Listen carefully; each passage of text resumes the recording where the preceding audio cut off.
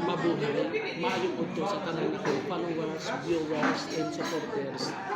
This is Alexi Fernandez, taga Davao City. Guys, na ako sa Dog's Plate Buffet Restaurant. Located siya sa Matina, Davao City. Harap siya sa Toyota Company. Guys, ang Dog's Plate Restaurant, this is it all you can. 399 pesos lang per you guys.